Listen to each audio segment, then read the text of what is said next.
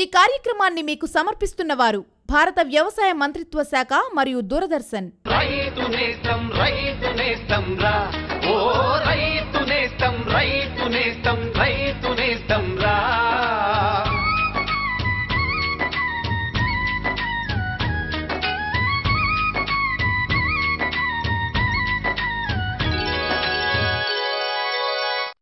నమస్కారం. రైతు నేస్తం కార్యక్రమానికి స్వాగతం. నా పేరు మాధురి. ముందుగా వ్యవసాయ సమాచారం.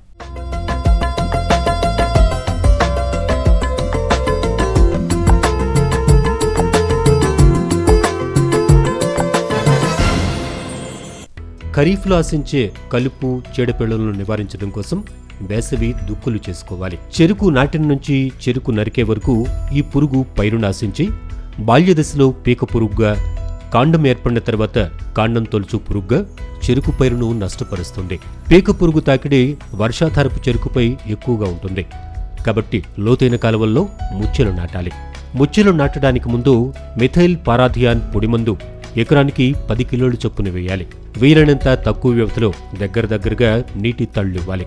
మొక్క తోటల్లో నాటిన 3వ రోజున కార్సీ తోటల్లో కార్సీ చేసిన వెంటనే ఎకరానికి 1.25 టన్నుల చొప్పున చెరుకు చెత్త కప్పాలి. కార్బరిల్ 3 గ్రాములు లేదా మోనోక్రోటోఫాస్ 1.6 మిల్లీలీటర్లను లీటర్ నీటికి కలిపి నాటిన 4, 6, 9 వారాల్లో పిచికారీ చేయాలి. ట్రైకోగ్రామా కిలోన్సిస్ గుడ్డు పరాన్నజీవిని ఎకరానికి 20,000 చొప్పున చెరుకు నాటిన 30 రోజుల నుంచి 10 రోజుల వ్యవధిలో 4 సార్లు విడుదల చేయాలి. గడిచిన 3 రోజుల్లో రాష్ట్రంలో అక్కడక్కడ తేలికపాటి వర్షాలు కురిశాయి. పగటి ఉష్ణోగ్రతలు 38 నుంచి 47 డిగ్రీల సెల్సియస్, రాత్రి ఉష్ణోగ్రతలు 25 నుంచి 31 డిగ్రీల సెల్సియస్గా నమోదయ్యాయి. హైదరాబాద్ వాతావరణ కేంద్రం వారు అందించిన సమాచారం ప్రకారం రాబో 5 రోజుల్లో రాష్ట్రంలో అక్కడక్కడ తేలికపాటి వర్షాలు కురిసే సూచనలున్నాయి. రాబో 5 రోజుల్లో రాష్ట్రంలో వేడిగాలులు వీచే అవకాశం ఉంది. పగటి ఉష్ణోగ్రతలు 40 నుంచి 46 డిగ్రీల సెల్సియస్ మధ్య, రాత్రి ఉష్ణోగ్రతలు 25 నుంచి 31 డిగ్రీల సెల్సియస్ మధ్య నమోదు కావచ్చు. వ్యవసాయ అనుబంధ రంగాలనే ప్రధాన వ్యాపకాలుగా చేసుకొని పంట పొలాలలో అహర్నిశలు శ్రమించే అన్నదాతల ఆర్థిక అభివృద్ధి ధ్యేయంగా ఆయా రంగాలపై సమగ్ర సమాచారంతో పాటు శాస్త్రవేత్తల నూతన ఆవిష్కరణలను రాష్ట్ర రైతాంగానికి చేరవేస్తుంది రైతు నేస్తం. ఈనాటి కార్యక్రమంలో ముఖ్యాంశాలు: వర్షాధార మొక్కజొన్న రకాలు వివరాలు, పశుగ్రాసాల ప్రత్యామ్నాయంగా వాడదగిన చెట్ల గ్రాసాలు, పందిరిజాతి కూరగాయల్లో ఆశించే చీడపురుగుల నివారణ, మే 2017 వరకు అంచనాల మేర భూగర్భ జలాల లభ్యత, నీటి ఎద్దడి ప్రాంతాల గుర్తింపు, తీసుకోవలసిన చర్యలు, రైతులకు సూచనలు. మన రాష్ట్రంలో సాగు చేస్తున్న ఆహారధాన్య పంటల్లో మొక్కజొన్న ముఖ్యమైనది. మన రాష్ట్రంలో మొక్కజొన్న వర్షాధారంగాను, సాగునీటి క్రింద ఖరీఫ్, రబీ పంటకాలాల్లో సాగు చేయబడుతోంది. ఈ క్రమంలో వర్షాధారంగా సాగు చేయు మొక్కజొన్న రకాలు వివరాల గురించి ఇప్పుడు మనం తెలుసుకుందాం. మొక్కజొన్నను మనం ఆహారంగానే కాకుండా దాణా రూపంలోనూ, పశువులకు మేతగాను, వివిధ పరిశ్రమల్లో ముడిసరుకుగాను, పేలాలు, తీపికండ, కాయగూరగాను ఉపయోగించడం జరుగుతోంది. వర్షాధార మొక్కజొన్న రకాలు వివరాల గురించి రైతులు తెలుసుకోవాల్సిన అవసరం ఎంతైనా ఉంది. వర్షాధార మొక్కజొన్న రకాలు వివరాల గురించి రాజేంద్రనగర్ మొక్కజొన్న పరిశోధనా కేంద్రం ప్రధాన శాస్త్రవేత్త డాక్టర్ వి నరసింహారెడ్డి గారి మాటల్లో ఇప్పుడు తెలుసుకుందాం. తెలంగాణ రాష్ట్రంలో వర్షాధారం కింద దాదాపు 4.5 లక్షల హెక్టార్లో మొక్కజొన్న సాగు చేయడం జరుగుతుందండి. ముఖ్యంగా మనకు ఇదివరకు ఉన్నటువంటి జిల్లాలు మహబూబ్ నగర్, మెదక్లో దాదాపు 2.5-3 లక్షల హెక్టార్ల వరకు వర్షాధారం కింద సాగు చేయడం జరుగుతుంది. అదేవిధంగా రంగారెడ్డిలో కూడా దాదాపు 40,000 హెక్టార్ల వరకు సాగు చేస్తున్నారు. ఉత్తర తెలంగాణలో చూసినట్టయితే మనకు ముఖ్యంగా కరీంనగర్, నిజామాబాద్, వరంగల్ జిల్లాల్లో వర్షాధారంగా మనకు ఎక్కువ విస్తీర్ణంలో మొక్కజొన్న సాగు చేయడం జరుగుతూ ఉంది. మనకుండేటువంటి ఈ యొక్క 4.5 లక్షల హెక్టార్ లోపల పూత దశలో కనుక 1-2 ఇరిగేషన్స్ తడులు కనుక మనము మన బావి నుండి కానీ లేకపోతే ఇంకా చెరువులు, కాలువల నుండి కానీ వర్షాభావ పరిస్థితుల్లో ఇచ్చినటువంటి పరిస్థితుల్లో దిగుబడి బాగా వచ్చేటట్టు మనకు అవకాశం ఉంటుంది. జూన్, జూలై మాసంలో మాత్రమే మనం వర్షాధారంగా విత్తుకోవడానికి సిఫారసు చేయడం జరుగుతుంది. మనం ముఖ్యంగా ఏంటంటే 50 నుండి 60 మిల్లీమీటర్ల వర్షం పడ్డ తర్వాత మాత్రమే, అంటే మంచి నేల తడుపు వర్షం పడ్డ తర్వాత మాత్రమే మొక్కజొన్న విత్తుకోవాలని చెప్తున్నాం. ఎందుకంటే వర్షంలో బాగా పద నుండి మంచి మొలక వచ్చి తర్వాత వర్షం మొలక మొలిచిన తర్వాత కొన్ని రోజులు వర్షాభావ పరిస్థితులు వచ్చినప్పుడు కూడా మొక్క చనిపోకుండా ఉంటుంది. రకాలకు వచ్చినప్పుడు ఏంటంటే మనకు ముఖ్యంగా మొక్కజొన్నలో దీర్ఘకాలిక రకాలు, మధ్యకాలిక రకాలు, స్వల్పకాలిక రకాలని మనం చెప్పడం జరుగుతుంది. జూలై 15 నుండి జూలై ఆఖరు వరకు ఏదైతుందో రైతులు వర్షాధారంగా వేసినప్పుడు తక్కువ రోజుల రకాలు, 90 రోజుల కన్నా తక్కువ రోజుల రకాలను మాత్రమే వేసుకోవాలని మేము సిఫార్సు చేయడం జరుగుతుంది. మన వ్యవసాయ యూనివర్సిటీ నుంచి విడుదల చేసినటువంటి DHM 117, DHM 121, కరీంనగర్ మక్కా 1 ఈ 3 రకాల విత్తనం రైతులకు అందుబాటులో మేము తీసుకురావడం జరిగింది. DHM 117 చూసుకున్నట్టయితే ఇది మధ్యకాలిక హైబ్రిడు, 90 నుంచి 100 రోజుల కోతకు వచ్చి మంచి దిగుబడిని ఇస్తుంది. ఈ గింజ నారింజ రంగులో ఉండి మనకు ఎక్కువ వరుసలు కండెలో ఉండి ఎక్కువ గింజలు వరుసలో ఉండి మనకు 30 నుండి 35 క్వింటాలు ప్రతి ఎకరానికి దిగుబడి వచ్చేటువంటి అవకాశం ఉంటుంది. ఈ రకాలు మనకు వర్షాలు పడడం స్టార్ట్ అయినప్పుడు జూన్ 1 తారీఖు నుండి మేము ఇవ్వడం జరుగుతుంది. మనకు దాదాపు ప్రతి కిలోకు 130 రూపాయల చొప్పున విత్తనము అమ్మడాన్ని మేము నిర్ణయించినాము. 4 కిలోల సంచులలో మనం DHM 117 అధిక మొత్తంలో మనకు విత్తనం ఉంది కాబట్టి రైతులందరూ కూడా, రాష్ట్ర రైతులందరూ కూడా ఎవరికి కావాల్సి వచ్చినప్పుడు కూడా వాళ్ళు ఇక్కడికి మొక్కజొన్న పరిశోధన కేంద్రం సంప్రదించి ఈ విత్తనం తీసుకోవాల్సిందిగా మేము కోరుతున్నాము. ఈ DHM 121 అనే హైబ్రిడ్ కూడా మధ్యకాలిక హైబ్రిడ్ 90 నుంచి 95 రోజుల కోతకొచ్చి మనకు 30 నుండి 35 క్వింటాలు ప్రతి ఎకరానికి చొప్పున మనకు దిగుబడి వస్తుంది. ఇది కూడా కాండం కుళ్ళు తెగులను మనకు కొంతవరకు తట్టుకునేటువంటి శక్తి ఉన్నటువంటి హైబ్రిడ్. తర్వాత ఈ ఆకు ఎండు తెగుళ్ళు, తర్వాత మనకు ఈ యొక్క షీట్ బ్లైట్ అంటాం, పొడ తెగులు కూడా తట్టుకునేటువంటి హైబ్రిడ్. అదేవిధంగా ఈ గత సంవత్సరం కరీంనగర్ మక్కా 1 అని, మక్కా 1 అని చెప్పి మనం కరీంనగర్ వ్యవసాయ పరిశోధన స్థానం నుండి రిలీజ్ చేయడం జరిగింది. ఈ విత్తనం కూడా మీకు కరీంనగర్ వ్యవసాయ పరిశోధన స్థానం నుండి రైతులకు అందుబాటులో ఉంచడం జరుగుతుంది. మనకు ఈ రకాలన్నీ కూడా దాదాపు 130 రూపాయల కిలో చొప్పున మేము 4 కిలోల సంచుల్లో మీకు అమ్మడం జరుగుతుంది. ఎన్ని కిలోలు విత్తుకోవాలని వచ్చినప్పుడు హైబ్రిడ్ రకం బట్టి, అది డబుల్ క్రాసా సింగిల్ క్రాస్ అనే దాన్ని బట్టి కొన్ని రకాలు చిన్నగా ఉంటాయి సైజు, కొన్ని పెద్దగా ఉంటాయి. అంటే ప్రతి ఎకరానికి 7 నుంచి 8 కిలోలు వాడాలి విత్తనం. అదేవిధంగా మనం విత్తన దూరం చూసినట్టయితే 60 సెంటీమీటర్లు చాలుకు 20 సెంటీమీటర్లు మొక్కకు అంటే 60/20 చొప్పున మనం విత్తుకుంటే మనకు ప్రతి ఎకరానికి 33,000 మొక్కలు ఉంటాయి. అంటే మొక్కల సాంద్రత అనేది మనం బాగా ఉండాలన్నట్టు. ఈ విధంగా మనం చూసుకొని మంచి హైబ్రిడ్లు ఎన్నుకొని మంచి వర్షం 50-60 మిల్లీమీటర్ల వర్షం పడ్డ తర్వాత కనుక రైతులు విత్తుకొని మొక్కల సాంద్రత తీసుకొని మనం తగిన జాగ్రత్తలు కనుక తీసుకున్నట్టయితే రైతులు ఈ వర్షాకాలంలో మంచి దిగుబడి సాధించేటువంటి అవకాశం ఉంటుందండి. రైతు నేస్తం కార్యక్రమంలో స్వల్ప విరామం. కూరలో కారం ఎక్కువైంది. ఎన్నిసార్లు చెప్పాను నీకు ఎంత అవసరమో అంతే వేయాలని? నా వల్లైతే ఇలా అప్పుడప్పుడు అవుతుంది, కానీ మీరైతే పొలంలో మీకు తోచిన క్రిమి సంహారకాలని వాడేస్తారు. మరి దాని సంగతో? ఉన్నమాటేగా అంటోంది కోడలు. చూడు, పొలంలో ఎంత అవసరమో అంతే మందు వెయ్యి. గుర్తుంచుకోండి, క్రిమి సంహారకాలు విషపూరితాలు. డబ్బా పైన రాసిన సూచనల ప్రకారమే మందు వేయాలి. ముందు ఫెరమోన్ ట్రాప్, లైట్ ట్రాప్, మిత్ర కీటకాలు, జైవిక క్రిమి సంహారకాలు వంటివి ఉపయోగించాలి. అవసరమైతేనే రసాయనిక క్రిమి సంహారకాలు ఉపయోగించాలి. మందు చల్లడం పొద్దున కానీ సాయంత్రం కానీ చేతి తొడుగులు, మాస్క్, ఇంకా పొడుగు చేతుల చొక్కా వేసుకుని చేయాలి. గాలి వీచే దిశలో చల్లుతూ వెనక్కి నడవాలి. మందు డబ్బాలు, చల్లే యంత్రాలు సురక్షితమైన చోట ఉంచాలి. ఇప్పుడేనా అర్థమైందా? అర్థమైంది భార్యామణి. ఇక చెయ్యను ఇలాంటి పిచ్చి పని. తాగించిందా నీకు 3 చెరువులు నీళ్లు?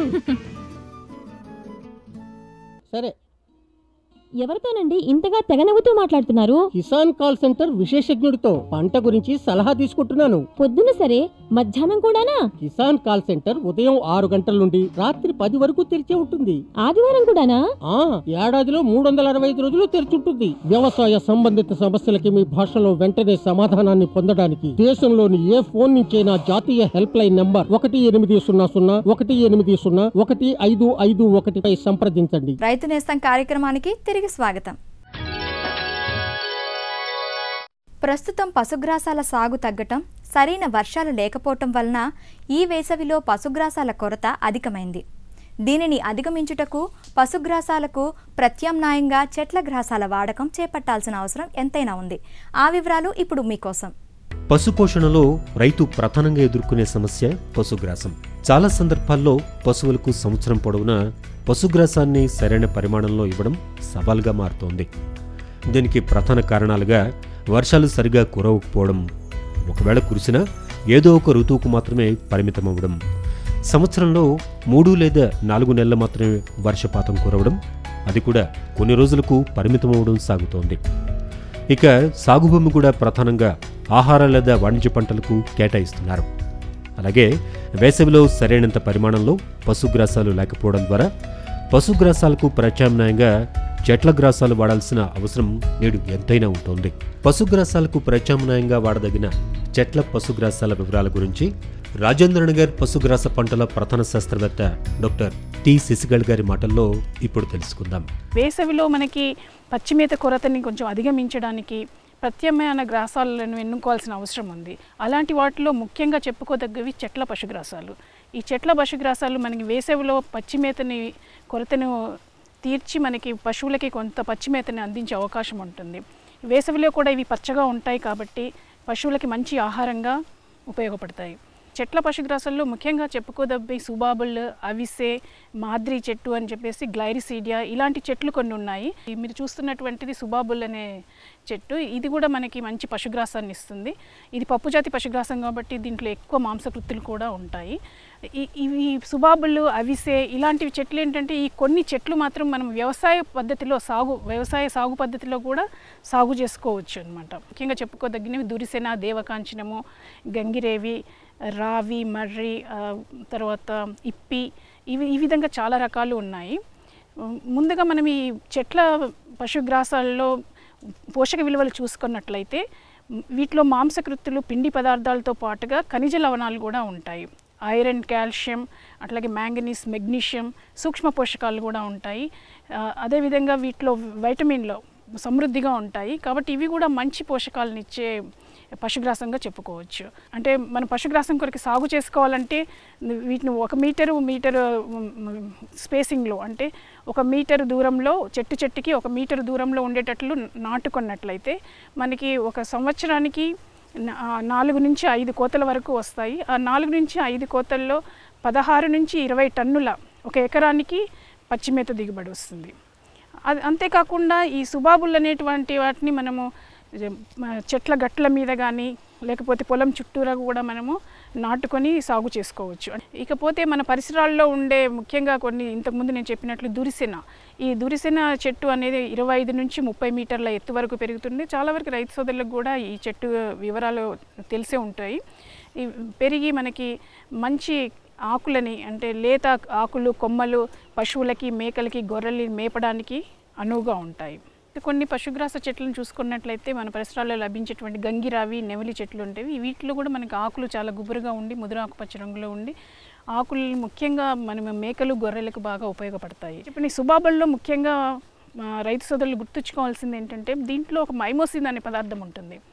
ఈ మైమోసిన్ అనేది పశువులకి ఆరోగ్యానికి హానికరం కాబట్టి, అంటే మనం ఫ్రెష్గా ఆకులను తినిపిస్తే ఏమవుతుంది అంటే వాటిలో ఈ గొర్రెలు, మేకల్లో జుట్టు ఊడిపోయే అవకాశం ఉంటుంది. అదే మిగతా పశువుల్లో అయితే కొంచెం చూడి కట్టడం లేట్ అవుతుంటుంది. అలాంటివి రాకుండా ఉండాలి అంటే రైతు సోదరులు గుర్తుంచుకోవాల్సింది ఏంటి అంటే మనం ఈ సుబాబుల్లో కోసిన తర్వాత వాటిని నీటిలో కడగాలి. ముందు నీటిలో కడిగినట్లయితే ఆ మైమోసిన్ అంతా నీటిలో కరిగిపోయి బయటకు వచ్చేస్తుంది. కాబట్టి మనం కడిగిన సుబాబుల్ పచ్చిమేతలో ఎటువంటి విష పదార్థము ఉండదు. అంతేకాకుండా మనము ఈ సుబాబులు పూలు లేత కాయలు వచ్చిన తర్వాత ఆ లేత కొమ్మల్ని కోసినట్లయితే అందులో మైమోసిన్ చాలా తక్కువగా ఉంటుంది. దాని ప్రభావం కూడా ఎక్కువగా ఉండదు. వీటిని వ్యవసాయ పద్ధతిలో సాగు చేసుకున్నప్పుడు ఈ చెట్లను 3 ఫీట్ హైట్లో మాత్రమే కట్ చేసుకోవాలి. అలా కట్ చేసుకోవడం వల్ల మనకి మళ్ళీ కోతలు తీసుకోవడానికి వీలుగా ఉంటుంది. మనకు చెట్టు అనువుగా ఉంటుంది. అదేవిధంగా వీటిలో మనం ఒకవేళ అంతర పంటలను వేసుకోవాలనుకుంటే ఈ సుబాబుల్లో కానీ, అవిసె కానీ, లేకపోతే గ్లైరిసీడియా, మాద్రిలో కానీ మనము అంతర పంటలుగా వేసుకోవాలనుకుంటే వీటి యొక్క దూరాన్ని పెంచుకోవచ్చు. అంటే 2 మీటర్లు, మొక్కకి 2 మీటర్ల దూరంలో పెట్టుకొని 2 నుంచి 3 మీటర్లు మనకు అనువు చూసుకొని పెట్టుకొని వాటి మధ్యలో మనము బాజ్రా నేపియర్ హైబ్రిడ్లు కానీ, లేకపోతే అంజన్ గడ్డి కానీ, స్టైలో కానీ, దశరథ గడ్డి కానీ ఇలాంటి మనకి పశుగ్రాస పంటల్ని పండించుకోవచ్చు. ఆ పశుగ్రాస ఇప్పుడు హైబ్రిడ్ నేపియర్ని అలాగే దశరథ గడ్డిని, ఇక్కడ మనం చూస్తున్నటువంటి హైబ్రిడ్ దశరథ గడ్డిని కూడా ఇంటర్ క్రాప్గా వేసుకునే అవకాశం ఉంటుంది. మన రాష్ట్రంలో సాగు చేస్తున్న పందిరి తీగ జాతి కూరగాయల్లో సొర, బీర, కాకర, పొట్ల, బెండ, దోస, గుమ్మడి ముఖ్యమైనవి. రైతులు ఆశించిన నాణ్యమైన అధిక దిగుబడులు పొందాలంటే చీడపీడల బారి నుండి కాపాడుకోవాల్సిన అవసరం ఎంతైనా ఉంది. ఈ క్రమంలో పందిరి తీగ జాతి కూరగాయలలో ఆశించే చీడ పురుగుల నివారణ చర్యలను గురించి ఇప్పుడు మనం తెలుసుకుందాం. పందిరి తీగ జాతి కూరగాయలను సాగు చేసే రైతులు ఆశించిన దిగుబడులను సాధించాలంటే రకాల ఎంపిక, విత్తన శుద్ధి, నీటి ఎరువుల యాజమాన్యం, కలుపు నివారణ, చీడపీడల నివారణకు చేపట్టాల్సిన సస్యరక్షణ చర్యల గురించి తెలుసుకోవాల్సిన అవసరం ఎంతైనా ఉంది. పందిరి తీగ జాతి కూరగాయలను ఆశించి తీవ్ర నష్టాన్ని కలిగించే పురుగుల్లో పందిరి తీగ జాతి కూరగాయల్లో ఆశించే చీడ పురుగులు నివారణోపాయాల గురించి రాజేంద్రనగర్ ఉద్యాన కళాశాల assistant professor doctor CH Raja Goud గారి మాటల్లో ఇప్పుడు తెలుసుకుందాం. మనకు పందిరి జాతి కూరగాయలలో కాకర, సోర, పొట్లకాయ, ఆనపకాయ, దోసకాయ మరియు మిగతా దొండకాయ, గుమ్మడికాయ ఇలాంటి పంటలు ఉన్నాయి. ఈ పంటల్లో మనకి ముఖ్యంగా పండు ఈగ వచ్చి చాలా తీవ్రంగా నష్టాన్ని కలిగజేస్తుంది. ఈ పండు ఈగ చిన్నగా ఉండి ఈ యొక్క ఈగలాగా ఉండి సో మనకి ఆ యొక్క థొరాక్స్ భాగంలో 3 యొక్క నిమ్మకాయ చారలు ఉన్నటువంటి చారలు కలిగి ఉంటుంది. అలాగే మన యొక్క దీని యొక్క చిన్న పురుగు చూసుకున్నట్లయితే మనకి ఎల్లో కలర్లో అంటే పసుపు రంగులో ఉండి చిన్నగా ఉండి ఈ యొక్క కాయల్ని ఆశించి తింటుంది. ఈ యొక్క పెద్ద పురుగు పండు కాయల్ని సెలెక్ట్ చేసుకొని పండు కాయల పైన గుడ్లను పెడుతుంది. ఆ గుడ్లు లోపలికి వెళ్ళి పెద్దవై చిన్న పురుగులు బయటకు వస్తాయి. ఈ యొక్క చిన్న పురుగులు బయటకు వచ్చేసి లోపల ఉన్న పదార్థాన్ని అంతా తిని కాయనంతా నాశనం చేస్తుంది.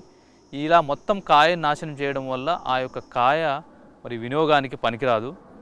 సో దీన్ని మనం కంట్రోల్ చేయాలి అంటే మనకి పంట సాళ్ళ మధ్యలో మనము అప్పుడప్పుడు వీడింగు కానీ లేకపోతే మనకి ఈ యొక్క సాయిల్ ఇట్లా కలేదున్నాలి. ఇలా కలేదున్నడం వల్ల ఈ యొక్క భూమిలో ఉన్నటువంటి చిన్న కోసస్థ దశలు సో చనిపోయి మరియు అలా నివారించవచ్చును. అదే కాకుండా మలాథియాన్ 2 ml 1 లీటర్ నీటికి కలిపి పిచికారీ చేసినచో మనం సమర్థవంతంగా నివారించవచ్చును. అదే కాకుండా మనకు విషపు ఎర సో మలాథియాను ప్లస్ బెల్లం ఈ 2 కలిపి మనము ఒక పళ్ళెంలో పెట్టుకున్నట్లయితే అవి వాటికి ఆకర్షించబడి చనిపోతాయి. అలానే మనకు మిథైల్ యూజినాల్ ట్రాప్స్ అని మనకు మార్కెట్లో దొరుకుతాయి. మిథైల్ యూజినాల్ ట్రాప్స్ను మనం కొని ఈ యొక్క పంటలో వేలాడదీసినట్లయితే ఈ యొక్క మొగ పురుగులు దానికి ఆకర్షించబడి చనిపోతాయి. ఇంతే కాకుండా మనకి మలాథియాన్ డస్ట్ అని దొరుకుతుంటుంది బయట. సో ఈ డస్ట్ని మనం తీసుకొని భూమి అడుగు భాగంలో మనం వేసి ఒకసారి వాటర్ పెట్టినట్లయితే ఈ యొక్క భూమిలో ఉన్న కోశస్థ దశలను సమర్థవంతంగా నివారించవచ్చును. ఇంకా రెండో పురుగు చూసుకున్నట్లయితే మనకి గుమ్మడికాయ పెంకు పురుగు. ఈ గుమ్మడికాయ పెంకు పురుగులు 3 రకాలుగా ఉంటాయి. సో మూడు వేరువేరు రంగుల్లో ఉంటాయి. ఈ యొక్క 3 పురుగులు పెద్ద పురుగులు చిన్నగా ఉండి ఆకుల మీద ఉండి అలాగే కాయల మీద ఉండి రసాన్ని పీల్చి తింటుంటాయి. సో దీని నివారణకి ఏంటంటే మనకు ఎక్కడైతే కాయ బుడిపలు ఉన్నాయో వాటిని తెంపి నాశనం చేయాలి. అదే కాకుండా తెంపిన తర్వాత మనం బోర్డాక్స్ పీస్ని పెట్టాలి. ఎందుకంటే వేరే వ్యాధులు వాటి లోపలికి వెళ్లకుండా వెళ్ళి మళ్ళీ ఆ యొక్క మొక్కని నాశనం చేయకుండా ఉంటుంది. అదే కాకుండా మనకి మోనోకోటాఫాస్ 1.6 ml 1 లీటర్ నీటికి కలిపి మనం పిచికారీ చేయాలి.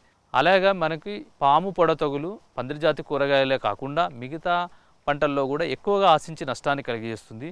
దీని నివారణకి ఏం చేసుకోవాలంటే వేప కషాయ ద్రావణం 5% మనకి మార్కెట్లో దొరుకుతుందండి. వేప కషాయ ద్రావణం లేకపోతే నీమ్ ఆయిల్ 2 ml 1 లీటర్ నీటికి కలిపి మనం పిచికారీ చేస్తూ సమర్థవంతంగా నివారించవచ్చు.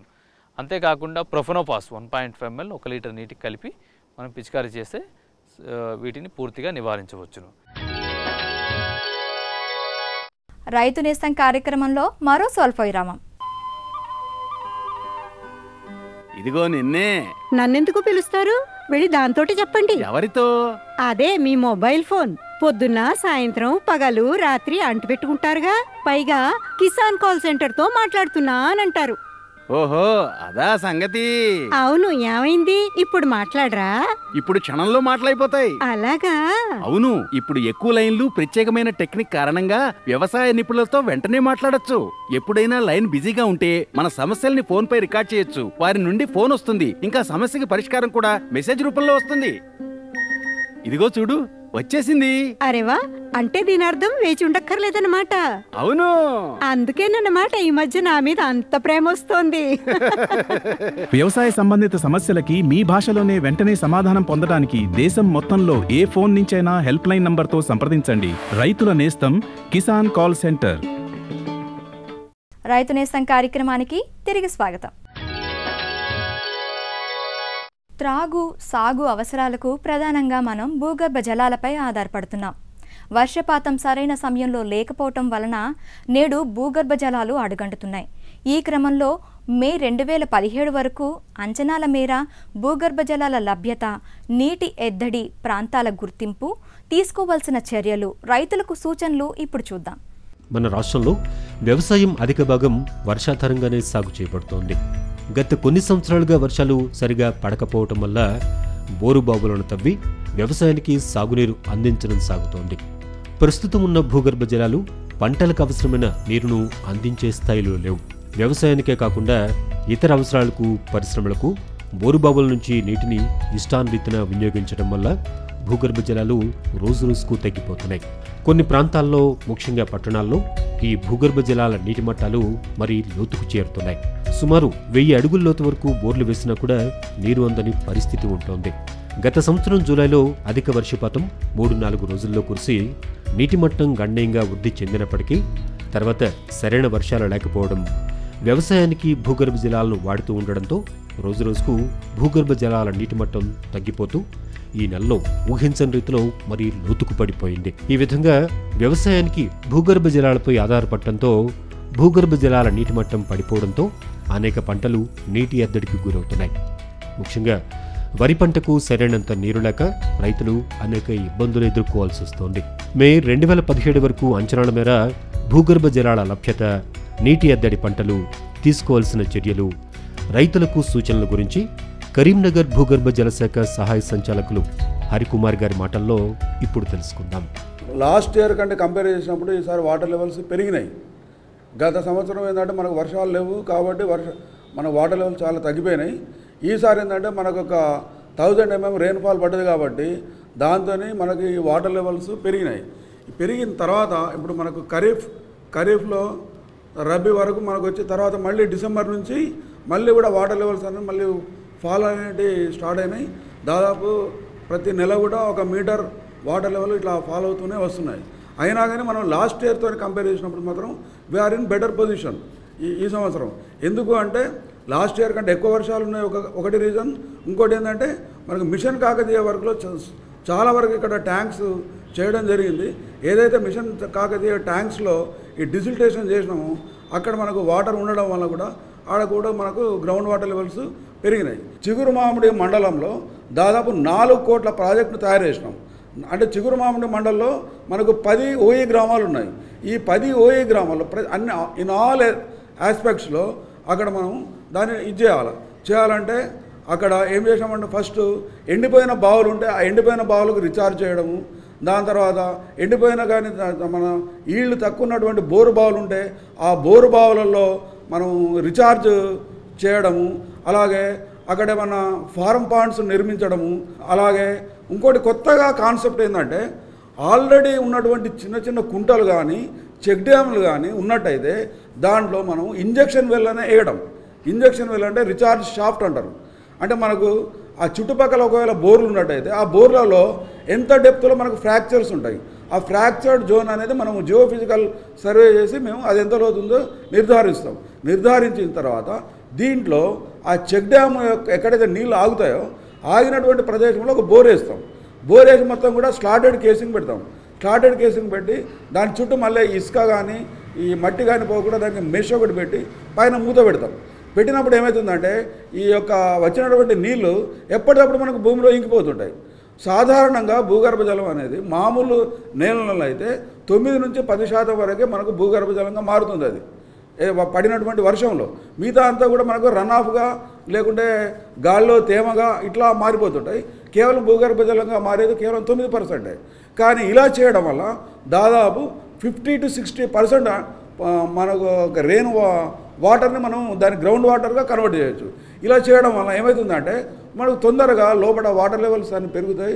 రైతులు ఏం చేయాలంటే ఇప్పుడు చిన్న చిన్న వాళ్ళు ఏంటంటే ఇప్పుడు వాళ్ళకు అడ్డంగా దున్నుకున్నాం అనుకో, వాళ్ళకు అడ్డంగా దున్నప్పుడు ఆ వర్షం నీరు అనేది అక్కడ కొంచెం మనకు ఆడ కొంచెంసేపు ఆగుతుంది వాటర్, ఎందుకంటే తొందరగా రన్ ఆఫ్ అని ఉండదు, ఒక 2-3 సెకండ్లు అక్కడ ఆగుతుంది కాబట్టి అప్పుడు మనకు వర్షం నీళ్ళు అనేది లోపలికి ఇంకడానికి ఉంటుంది. కాబట్టి ఎప్పుడైనా కానీ వాళ్ళకు నిలువుగా కాకుండా రైతులు వాళ్ళకు అడ్డంగా దున్నుకోవాలి ఒకటి. రెండోది, వీళ్ళు కరెంటు మనకు ఫ్రీగా ఇస్తున్నారని చెప్పేసి మనం భూగర్భ జలాన్ని మనం వేస్ట్ చేయకూడదు. కాబట్టి దాన్ని పరిమితంగా ఉపయోగించుకోవాలి. మనకు ఏ పంటకు ఎంతైతే అవసరం ఉంటుందో అంతనే మనం వాటర్ను ఉపయోగించాలి. ఆటోమేటిక్ స్టార్టర్స్ లాంటివి పెట్టకూడదు. ఇంకోటి ఏంటంటే మన డ్రిప్ ఇరిగేషన్ కానీ స్ప్రింక్లర్ ఇరిగేషన్ కానీ ఇలాంటి చేసుకొని చేయడం వల్ల ఎందుకంటే మనకు వాటర్ అనేది చాలా మనం పొదుపు చేసుకోగలుగుతాము. అలాగే తర్వాత వీళ్ళు ఈ మన వరి లాంటి పంటలకు పోకుండా తక్కువ ఏదైతే నీరును తీసుకున్నటువంటి ఆరుతడి పంటలు కానీ కూరగాయల పంటలు కానీ అలాంటి పంటలు వేసుకున్నట్టయితే మనకు గ్రౌండ్ వాటర్ అనేది కొంచెం సేవ్ అవుతుంది. కాబట్టి మనం గ్రౌండ్ వాటర్ ఎప్పుడైతే సేవ్ చేసుకుంటామో మన యొక్క ఇది కూడా సేవ్ అవుతుంది, పవర్ కూడా సేవ్ అవుతుంది, అన్ని రకాలుగా ఇది బాగుంటుంది. రైతు నేస్తం కార్యక్రమంపై మీ సలహాలు సూచనలు మాకు అందించవలసిన మా చిరునామా Raithu Nestham, care of deputy director general programs, Doordarshan కేంద్రం, రామంతపూర్, హైదరాబాద్ 500013. రైతు నేస్తం కార్యక్రమం ఇంతటితో సమాప్తం. నమస్కారం. ఈ కార్యక్రమాన్ని మీకు సమర్పించిన వారు భారత వ్యవసాయ మంత్రిత్వ శాఖ మరియు దూరదర్శన్.